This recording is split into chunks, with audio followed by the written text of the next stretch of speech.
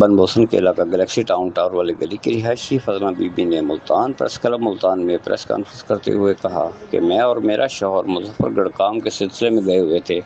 ہماری عدم موجودگی میں میری شادی شدہ بیٹی سونیا بی بی اپنے 2 سالہ بیٹے فرحاد علی اور بہن الشبہ بی بی کے ہمراہ گھر سے چلے گئے۔